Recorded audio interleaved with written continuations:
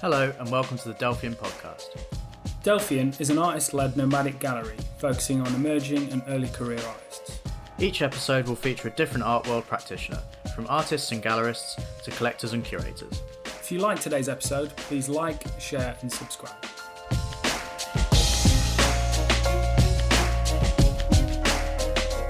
Hello and welcome to the next edition of the Delphian Podcast. So we're with David Shillinglaw today in Margate at his studio. We've known David for a long time now, and he's an artist and curator based in Margate. And his thoughtful and cheerful paintings can be found on gallery walls and public walls worldwide. Hello. True that. Hi. Hi. Hi. Thanks for coming to Margate. No Thanks worries. for inviting us to Margate. Yeah. Big up, Delphian. Yeah. And what does that mean again? We're interviewing you, mate. Sorry, we're interviewing you. I'll ask the questions here. Listen. I want to know who I'm talking to. What does Delphian mean? You told me. Means obscurely prophetic. You prophetic. Yeah. Yeah, obscurely prophetic. Mm. What does Dirty Paradise mean and why did you start Dirty Paradise? Dive straight in deep in there. Right, Dirty Paradise is a project that I started 4 years ago, and there's a little story. I will tell you the story of Dirty Paradise, or rather where the words Dirty Paradise come from, because actually if you Google it there's a few other things. I think there's a movie called Dirty Paradise. I didn't know that at the time. But Have you since watched it? no, I haven't. It's a documentary, I think. I'm not sure I should really watch it. Okay, so I was in Mexico and I kept referring to the beach as Dirty Paradise because it was like a postcard picture paradise. You know, like coconut trees, giant iguanas lounging around in the sun. And it was beautiful, but there was also loads of shit on the beach, like bottles with Chinese writing on and syringes and toothbrushes and flip-flops, and it was just like this constant reminder of what idiots humans are. And I kept saying to Lily, another day in Dirty Paradise, and it started to like ferment in my mind. It was like, this would be a good title for a show or even a brand, you know, like I can imagine doing t-shirts with different artists and say Dirty Paradise. It just felt like it already existed, which it did, but I didn't realise that. Right. I've done also a number of collective projects. I used to run a gallery in this warehouse that I lived in, and I've always had that maybe over generous energy to like big up other people, work with other people, and actually I think the focus of it is about community. I always got a lot of energy off other people, and when I was at university, did like group shows. I was very inspired long before Dirty Paradise, but by the Alleged Gallery. Do you know that? It was in the Lower East Side in New York. Aaron Rose. Yeah. So he curated and kind of organised Beautiful Losers, which is a book. Like Brian McGee and people. Yeah, absolutely. Yeah. And this gallery was basically an old butcher's or something like that, where he just called it a gallery, started putting on shows, and it really struck a chord with me when I was at university, definitely, because it kind of contradicted a lot of what my university were telling me art needed to be, which was like a kind of academic, very institutional and respectful process, which it can be and it maybe should be, but it also inspired me, these are all just friends who are into skateboard. That was the thing, they were into skateboarding, punk rock and doing stuff. And actually some of those artists, because of that gallery, have now become some of the most important painters and filmmakers and photographers of our generation. That was definitely part of the catalyst for me making my own gallery, which was also a project. It was called Nowhere North. And so maybe that was the initial seed for Dirty Paradise. There were also a few group shows which I curated, which at Nancy Victor Gallery, which we were talking about earlier. So before Dirty Paradise, there was already a few tried and failed attempts at doing something collectively. It wasn't about me necessarily, and it wasn't about money. It was about like just doing something and like making something happen.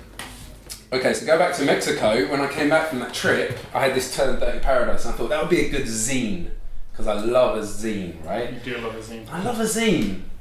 What's not to like? Because when I was at uni, I used to make loads of zines. I'd sew them on a sewing machine, and I was making it as part of my practice. It was about the process, and the sketchbooks were really an integral part of my practice at university, more than finished paintings.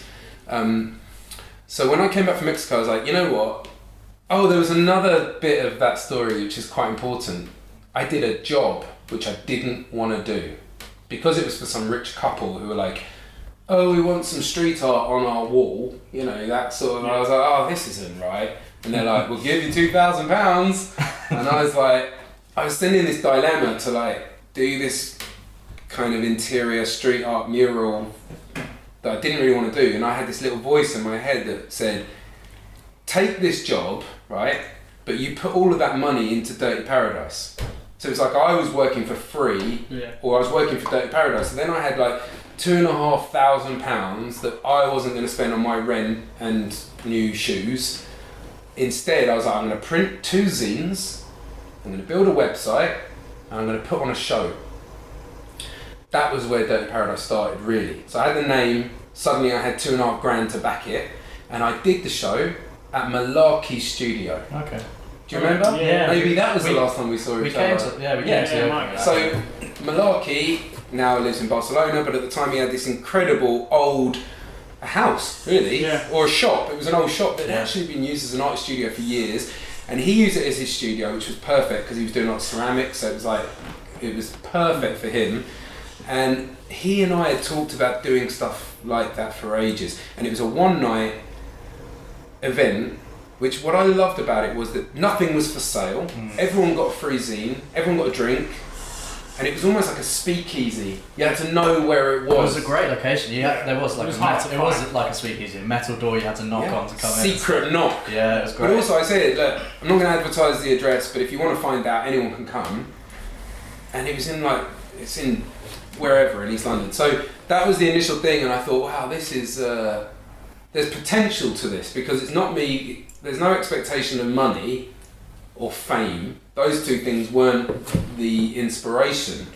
It was about joining the dots between people like Clone Yourself was there. He projected a film. Remy Ruff turned up. He wasn't in the first show, but he's in this one.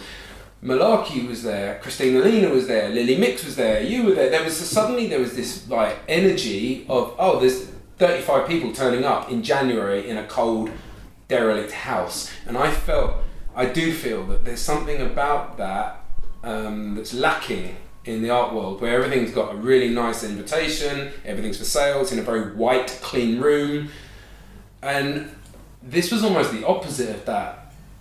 It was more about people making the effort to engage with it and ask questions, and I kind of feel like that's what art and gallery should be. It's like a safe and exciting place to ask questions. Like, what connects all these artists? Why is Hector, who's a Swedish writer, why is he next to this guy from Tel Aviv? And at that point it was still, and may I add, it is still evolving in my head what it actually is. The definition almost shifts and changes depending on who's looking at it, you know? And even what you mentioned at the beginning, I'm a curator, I find that term it's a loose term, because I take that term quite seriously. So seriously, in fact, I don't really refer to myself as a curator, because when I was studying art, curation was really a very important ingredient in the process of making a show. So for one of the reasons I question that term is because I'm in the show, and I'm not always sure. Or rather, I think maybe the curator shouldn't be in the show, in the same way that a curator shouldn't collect art. There's certain things you're like, whoa. But I don't know, like I said, the definition changes a lot. I wouldn't say I'm a curator, I'd say I'm an organiser and a catalyst.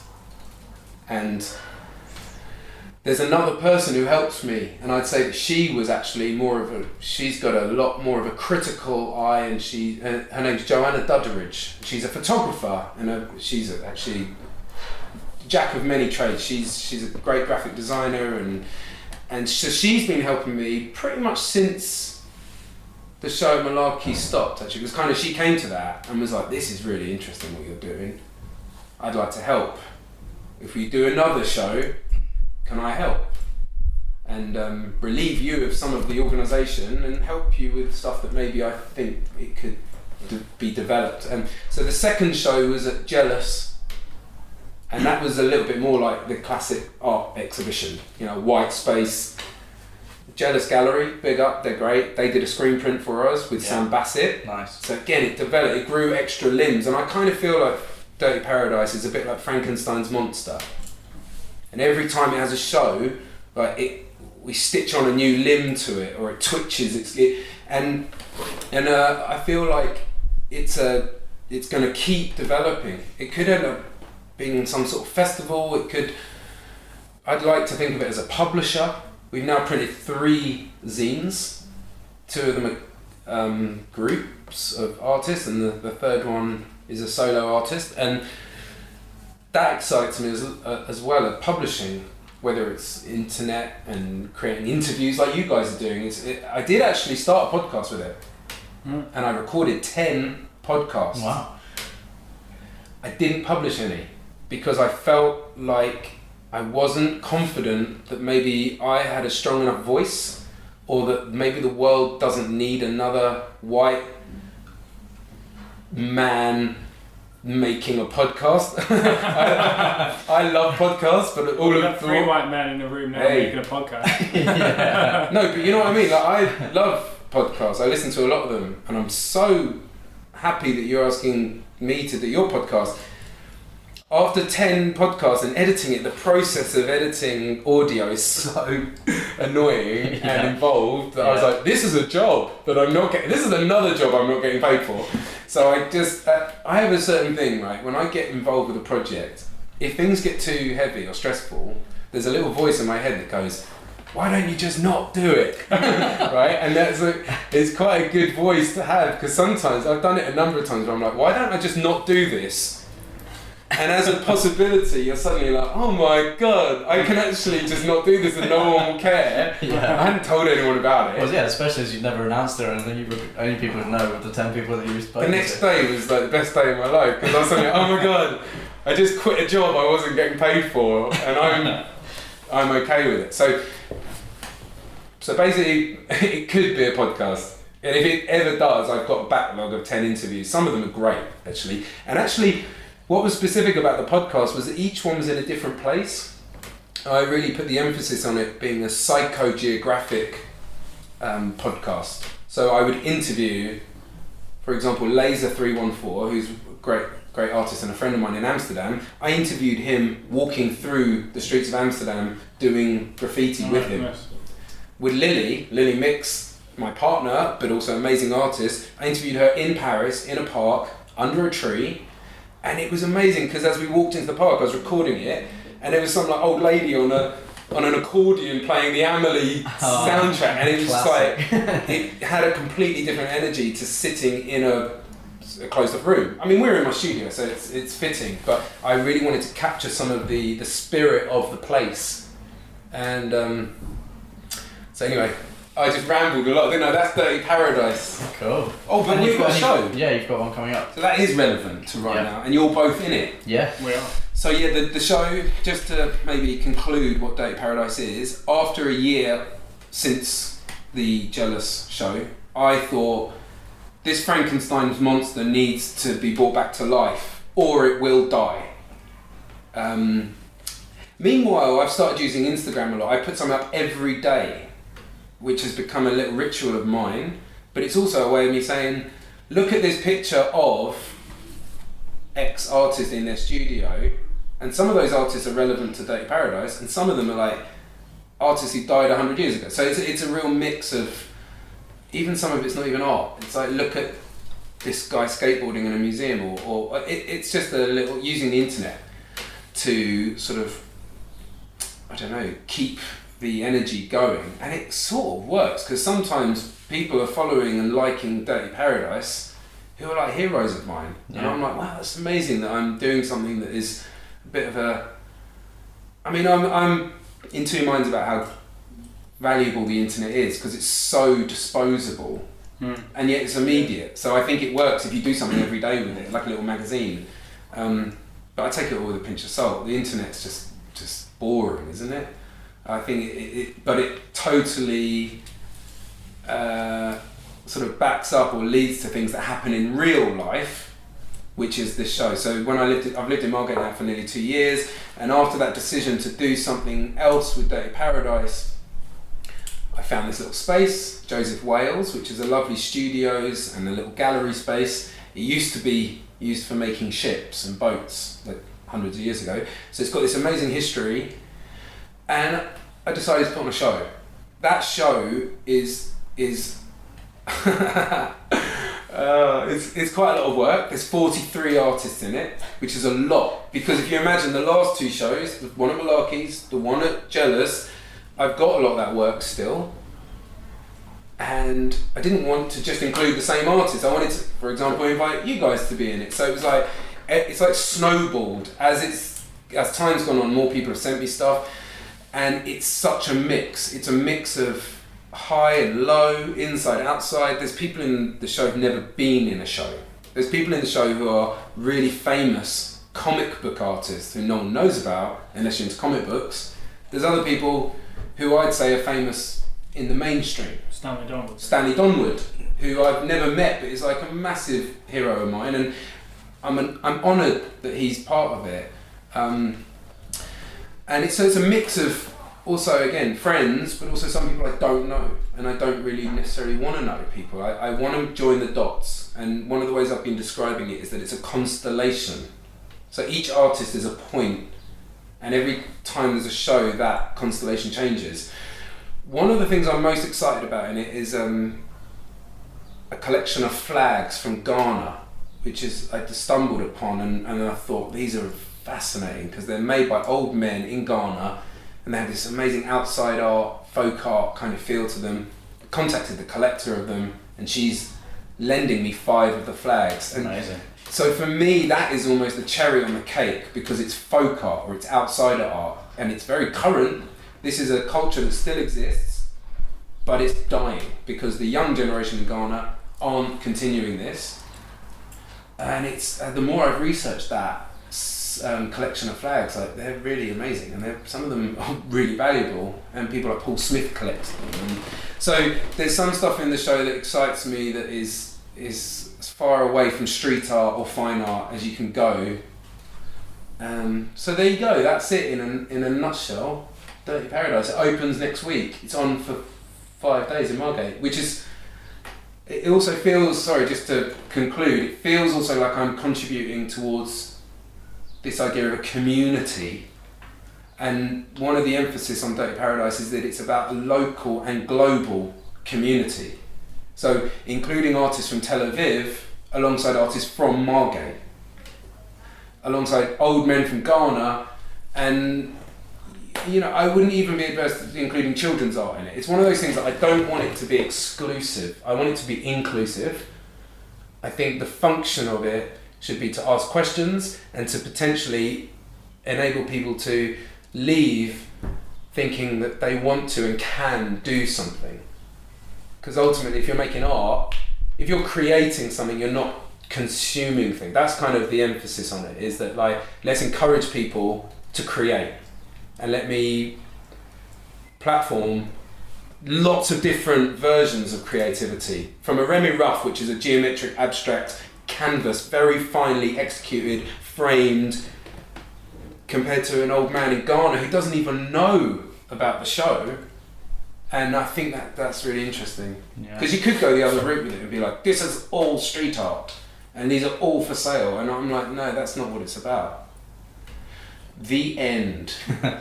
Full stop. Okay, so away from Dirty Paradise. Yeah, let's get away from that. So your own work, it seems like your work's sort of a stream of consciousness almost. Within a lot of your paintings. A scream of consciousness. Yeah. How much do you plan pieces before you start, or is it like an ongoing process of stream of consciousness? It's strange how that works actually, because often while I'll spend 3 months or so building a body of work, and that will change from the last one subtly, there'll be nuances that suddenly make it a new body of work, whether it's a certain colour palette, certain materials. And what's interesting to me, and it's something I can't quite quantify or predict, but it's almost as soon as I've done it, my brain kicks in a new body of work. It's like I start making the work in my head before I do it. A bit like a musician humming a melody. I come up with ideas before, and then I prepare for that with either materials, like I'll stretch a load of canvases, or I'll get a certain colour. So for example, I was in the studio last night, and we can see these pieces, which are mainly blue. And it's funny because I just started sort of limiting myself to using just that colour palette last night. And then I play with those limitations, and things kind of developed. To answer your question, I don't plan it specifically, but I limit myself. And then things grow, ideas grow, and kind of ideas cross-pollinate. I like to think of the way I work in my studio as cross-pollinating. What's funny about that analogy, I used to think about that at university, that like when bees pollinate flowers, right, bees don't know that they're pollinating flowers. And when the flowers make themselves pretty colours, and some very specific colours for certain insects, they don't know they're making honey. And I like that symbiosis, and I often think about that in terms of my own studio practice, that I'll be making multiple pieces. Even this is one night, and there's already like 5 pieces on the wall. I very rarely sit and make one piece and finish it, because I rely and trust the spontaneous sort of proliferation of, oh, this colour will bleed into this piece, this mark, and I'll even end up cutting pieces up and sticking them onto other pieces. So it's quite an organic process, but I have to start with a vague plan of like colour palette, materials, and then I sort of just play. I really believe in the sort of importance of play, meaning allowing things to go wrong, and like I really try and stay away from design. I'm not a designer. I did study design. Sometimes I have to design because people want to see a sketch for a mural, or people go, oh, we want you to do this menu for our restaurant. When I'm in the studio making fine art, I try and stay away from knowing what anything's going to look like. I want to be surprised. I want there to be an aha moment. And I believe that art is about discovery. When you're making something, it's about a sort of stumbling upon discoveries. And that's important to me in the practice, is sort of discovering things and not planning it too much. It's a hard thing to answer that, actually. Like, is there a plan? Was that your question? Did I answer your question? Yeah. Well, another question we had written down was about the role play takes in your work. And you kind of covered that already. The importance of play. It's always been there since I was a child. It's there with all children. But actually, like, a show I did at Stolen Space years ago was called My Idea of Fun. That was almost exactly however many years ago, because it popped up in my Facebook memories thing. It was this week, however many years ago. It's good that Facebook does that, isn't it? Otherwise we'd forget. Also, sometimes it reminds me of things I don't want to remember. I'm like, oh, don't show me that picture today.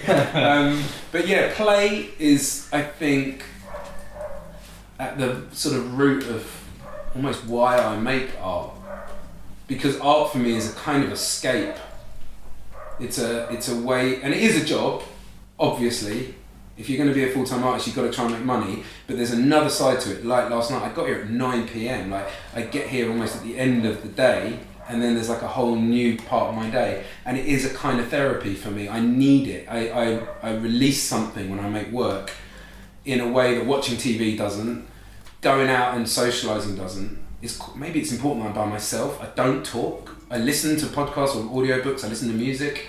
Sometimes I'm in silence. And I'm just making things, and there is something, even when it goes wrong, there's something really satisfying about it, of like, yeah, that idea of failing better, you know, that Samuel Beckett quote, like "Never try, never fail, no matter, try again, fail better."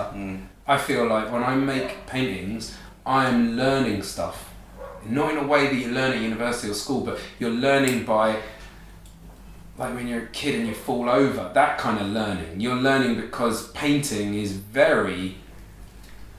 it's a strange thing to do. You can't edit and undo it. There's only one thing.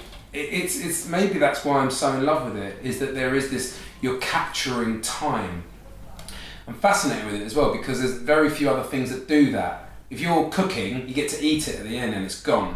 If you make music, you can have a recording of it, but ultimately you see a live thing or you hear a recorded version of it.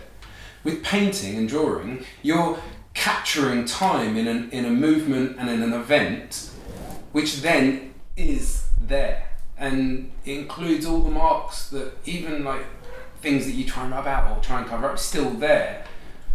And then the weird thing is at the end you try and sell it or not. But there's a beauty in that. I think that there's an event that happens, like a mark that's made, which then stays there. And it's like a song. I think of paintings as like I'm making a song or a piece of music that just keeps singing. It just keeps, the noise just keeps resonating. Or rather it's like you're telling a story but there's no full stop. If it was music, would you liken it to kind of free jazz where there's no like linear kind of... Yeah, I guess I would. But and it's very experimental and it's lots of stuff going on all at once. Yeah, not specifically jazz though. I love jazz, but even funk or...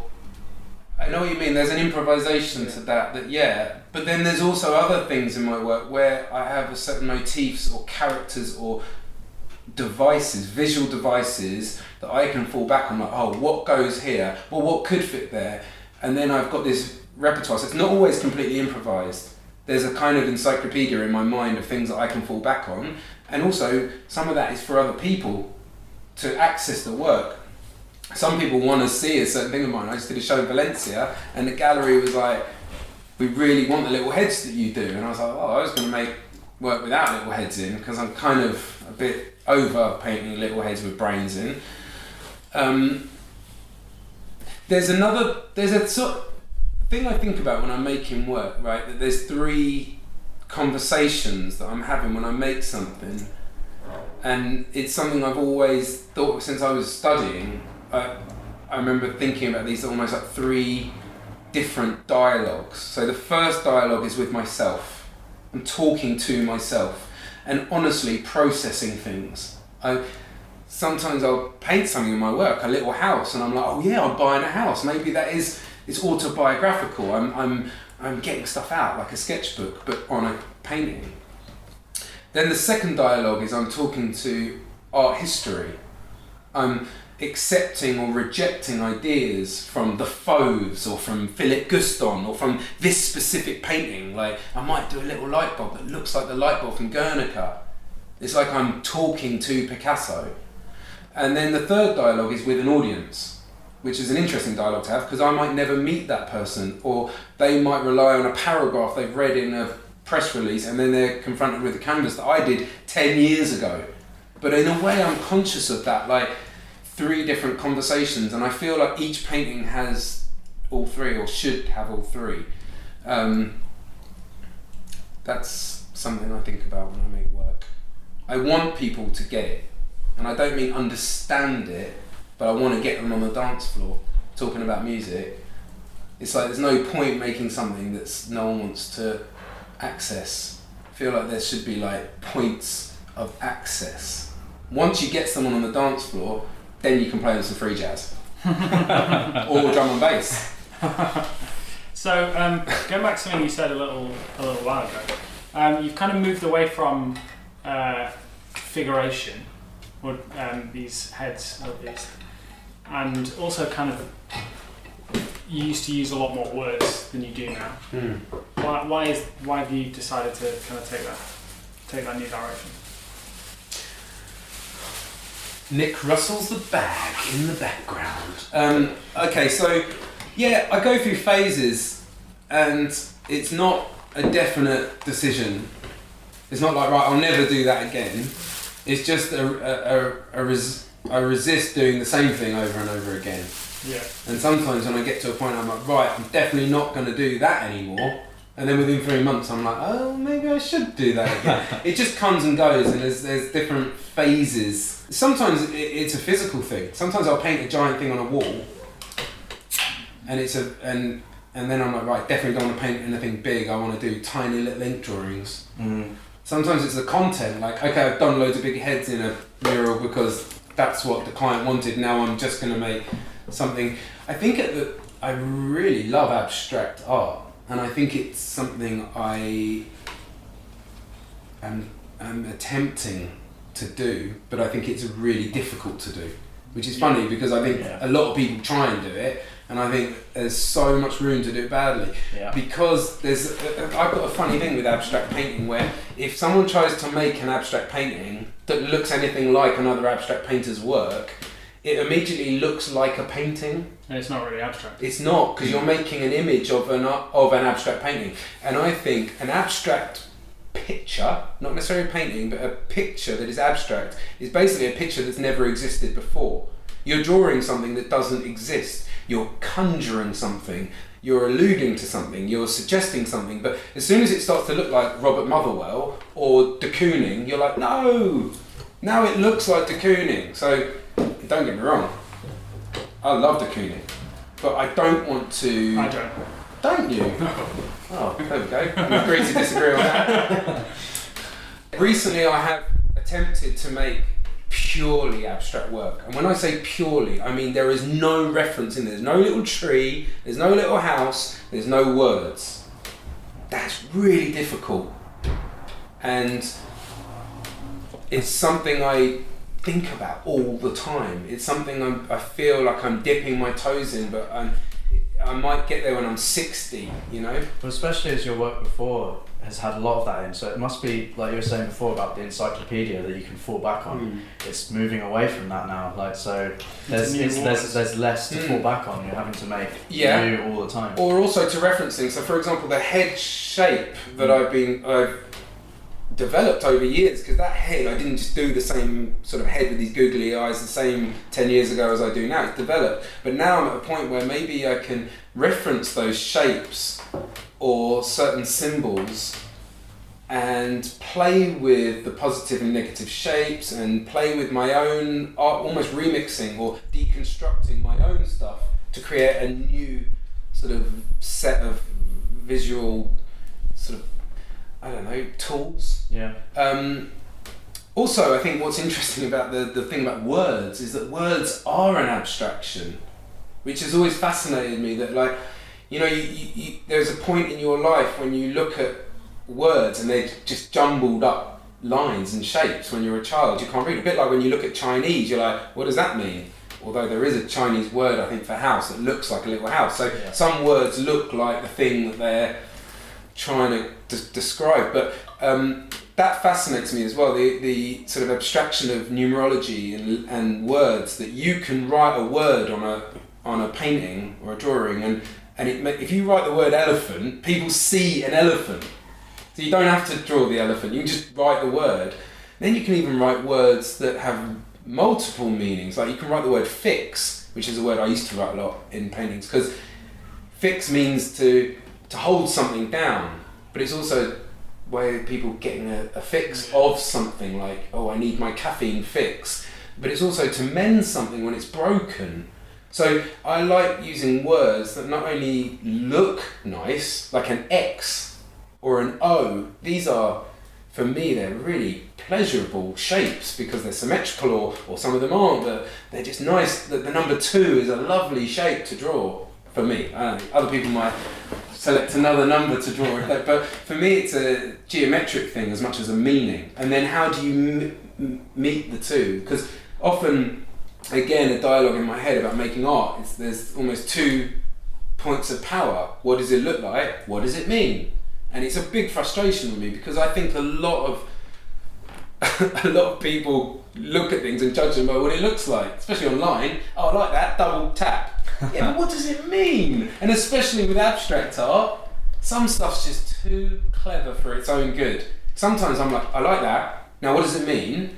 And I go in and I go to the gallery website and I download the PDF and I read it and I'm like, I might need to borrow someone's dictionary to understand. It's almost like to understand some contemporary art you need to have a degree in philosophy, or you need to, there's something that I struggle with fully grasping the meaning of things when I really love the way it looks. Like there's certain things I just like because of the aesthetics. Yeah. And then there's other things I didn't like because of the aesthetics, and then I read about it and it blows my mind. And a bit like a movie that you're still thinking about 2 weeks later, there's pieces of art that I didn't like, and then I read about it, and a month later I'm like, oh my god. Like, I remember seeing a show by Christian Markley. Do you know Christian Markley? Yeah, The Clock. Right. Yeah, he's famous for that piece, and there's a few others, and there were a few bits of work in that show that I walked in and kind of overlooked and was like, it's not really my thing. What I actually meant was, it's not really the sort of aesthetic that I like, and once I read it, I was like, that's the best piece of art I've ever seen. And I think it's an interesting phenomenon with the internet, is that thing about it being immediate and disposable. And people put something up on the internet. Look at this massive canvas I just did, and everyone's like, oh, it's amazing, you're amazing. And no one's actually reading what it's about. Or maybe they are, but I think a lot of things deserve both. Funny, one of the reasons I wanted to do the podcast for Dirty Paradise was because I got asked a question in an interview that was, how would you describe what you do to someone who can't see? That's a good question. It's a really good question, isn't it? And it's almost impossible to answer, but it struck me, and it really haunted me a bit, that question, because I suddenly had this like massive, overwhelming sense of empathy of like, well, what's the bloody point of any visual art to people who can't see? Let's make some art for blind people, or at least let's think about that. Contemplate what it's like for a blind person to enjoy the internet. I think I think you'd never have the problem having to describe your work to a blind person, because I think when someone meets you, they immediately will know exactly what your work is like. I think it's very much like a physical manifestation of your crazy personality. I'll take that as a compliment. I like that. Yeah. How would you describe what you do to someone who can't see? Come on, that's a good question.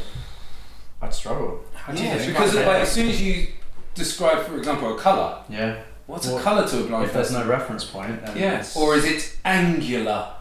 I make furry art, like fluffy, friendly. I think my answer, I could probably find it. This was like a few years ago. I asked that question, and I described it as something like putting toys and fruit in a food blender and then pouring it into your eyes, or something like that. I don't know. But yeah, I struggle with it, and I feel empathy. I want to make work that makes sense for me and for other people. Don't just want to make pretty things. I'm not even sure what a pretty thing looks like anymore. Because of the nature of contemporary culture, most of the things that are popular, I don't know, like Kim Kardashian's bum, I don't like them. So I'm often looking for things that are beautiful without being obviously beautiful. I get a real buzz when I see someone's written like no parking over their garage door, but they run out of room, so it's like no and then little king at the end. Like that for me is like some sort of poetry, a visual poetry that I'm looking for. That I like the you know, when people are marking where the gas things are to be dug up in the street, and I'm like, this is the best street art I've ever seen. When I see things that look too much like art, I start to get a little bit like, come on then. I remember when I was down here last time, you were pointing out the curbs, the markings on the curbs, and the little engravings on them that have obviously been done in a quarry. In the quarry when they've been mined out. Yeah. And that was fascinating. I'd never noticed that before. By a miner. Yeah. That's a person who works in a mine, not a young person.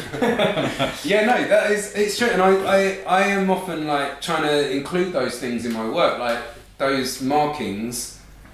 Down here is great because you've got the cliffs and people scratch things or draw things with chalk, because on the beach it's almost encouraged to draw things in chalk because it's such an ephemeral material, it just goes away. But some of them don't, they stay for ages, and some of them are like rude And some of them are genuine love letters to each, like, I love Lily or whatever. And I think that interests me so much more than trying to make a beautiful thing. I want to make things that have a little bit of the real world in them. And that includes some really disgusting marks as well. So yeah, but you work outside as well, right? And you Yes. do work on the streets. How do you balance that with your studio work? You know, there's two types of working outside, and it's funny because as I get older, I'm less inclined to get arrested. That's not fun. And also, it's hard work painting outside. I always carry a can of paint with me because I paint on old mattresses or old sofas or any bit of shit on the street because I don't want to piss anyone off. I've done it before, I've pissed people off, and it was exciting when I was in my early 20s to run away from people shouting at you for graffitiing on their wall, but now it's like, no. But where I live, and actually across the world, there are a lot of dirty, disused mattresses. And there's something perfect about that because it is literally a blank canvas waiting for you, which people want to ignore. And I like to sort of draw attention to the thing you can't ignore and write something nice on it. And I come up with little phrases. It's like become a sport for me. Like drawing on mattresses is like an open goal. When I see one in the street, I'm like, oh, hello. It's like an opportunity again for me to talk to people, not just on the internet, because I don't put them all on the internet, but it's a way of me talking to a random stranger who'll walk down the street and be like, what's that about then, eh? Is that art? Yeah. And so that's one side of working outside, is either illegal stuff or, because sometimes I do paste ups as well, which I love, and I'm about to do some more paste ups actually. I haven't done that for ages because there's a whole physicality to it. Again, it's like a sport. I make my own glue. I go out, and usually at night, and you find certain spots. Sometimes I'll see a spot a month before I do a piece there, or a paste up, and I'm like, that's my spot, you know? Then there's the other side of outside work, which is commercial art. I got an email today asking me to go and paint the Primavera Festival in Barcelona. Amazing!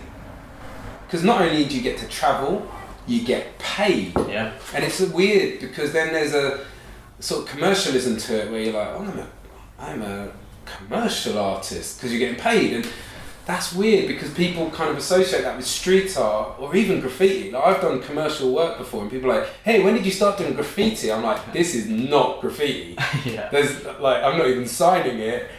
I'm basically a muralist. And then when it's inside, like doing a mural for Facebook, for example, that I'm basically an interior designer or a muralist. I like the word muralist because I think it describes it best. So there's different ways of seeing that working outside, and as I get older, like I was going to say, because I've had slip discs and bad backs and things like that, I only do it if I'm going to get paid a lot of money, or unless it's a really good thing. Like I went last year to Ethiopia with a charity I've worked quite a lot with for about 7 years. I've worked with this charity, so I feel like there's a genuine relationship with their cause and with the people that work for them. And they said, do you want to come to Ethiopia? Oh, partly because I painted the rig that they used to dig wells. So they were like, we're going, we'd love you to come and paint some walls. Didn't get paid for that, cost me money, but I went to East Africa and painted walls in villages with kids. That's a whole different side of it. So you've almost got like illegal graffiti, fun, which is kind of selfish expressionism. It's like, me, look at me. Then there's commercial mural making, which is sometimes tainted with the idea of working for brands. I've done a few that I don't even want to tell people about because I did it for money.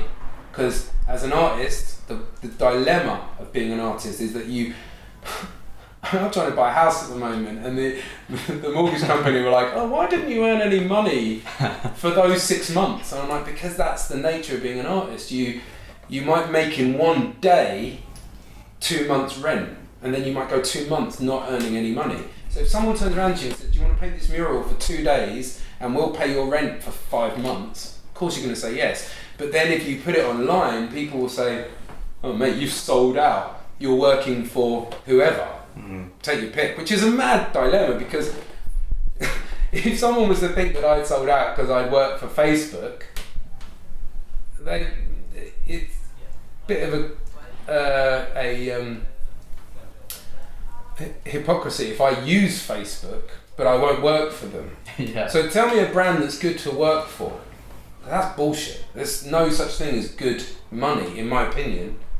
Even if you've got an iPhone in your pocket, you're contributing towards horrible things in the world because of the mining of cobalt and coltan and all those things. So when I get offered a job, I'm very sort of like, well, how's this going to benefit my career? How's it going to pay me?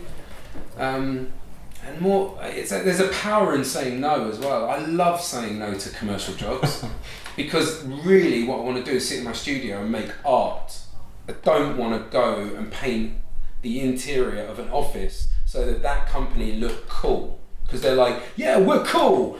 Every wall in our office has a street art piece on it. And you're like, well, no, none of this is street art.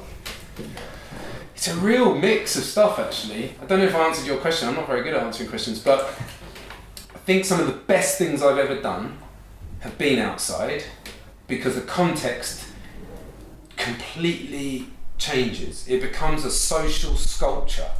I did a massive mural with an artist called Billy Colours, and we painted a refugee camp in Greece where it was the side of a motorway. It was an old fabric factory that they were allowing, say, 500 refugees to live there. So it's like a hotel on the side of a motorway, but not a hotel because there's no room service. In fact, all these people don't want to be there. They're very sad. They've literally travelled across the Mediterranean in a rubber dinghy and they've got no prospects. So suddenly we turned up and painted the entire building and made it bright and colourful, and some of the kids and teenagers and adults helped us, and some of them helped us write stuff because again, like writing in Syrian or Arabic and Greece, welcome, have a nice day, things like that. And there's something so rewarding about that that's much more rewarding than painting a mural in a Facebook office.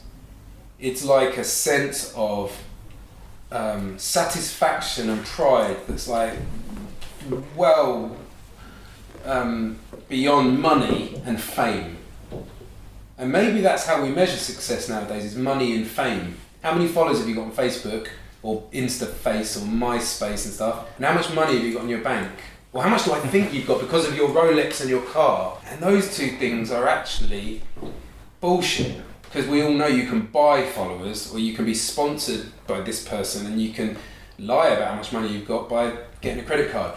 The real reward for me is doing things that actually beautify an ugly situation. I feel like when I worked in Ethiopia, the charity that were digging wells and building toilets, it's not very nice to talk about toilets. No one wants to talk about sanitation and cholera. These aren't nice things. It's not the glamorous subjects, is it? Disgusting, actually, but it's universal.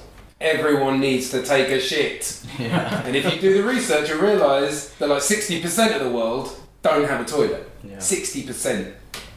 And you take it for granted, you go and flush your shit away, and don't get cholera, where most of the world don't. They have to go and dig a hole a mile away and take a shit. And I felt like my art was like the teddy bear on the front of the truck. You know, like the truck that was full of toilets and aid, relief and medicine and builders building wells. It's all quite industrial and a bit scientific and a bit awkward to talk about. And then I come along and write, wash your hands and have a nice day. And suddenly that little corner of that village that up until now is just like the place where people go for a shit. Now it's like really colourful and pretty, and the children love it because they all get a sticker and they all got to come and write their name on the wall, and suddenly you create a social sculpture. You're doing something that's, I don't know, it's rewarding for different reasons and then not about money and fame. None of those people in Ethiopia knew who I was, and they don't care who I am. And I didn't get paid, which actually made it better. I think sometimes if you get paid, it changes the dynamic you have expectations, and the other people have expectations. Mm. And if you say, no, I'm just going to do it for free, suddenly everything is different. Well, that was great. Thank you, David, for allowing us in your studio and Absolute pleasure to see you and guys. chatting with us and for making us tea tonight. Yeah. My pleasure. Big up Dirty Paradise, because it's not me, it's a whole collective, which includes you, and is a continuing project. It really is something that I hope continues to evolve. And big up Delphian Gallery, you guys are great. Thanks for paying me the attention that I crave. No problem.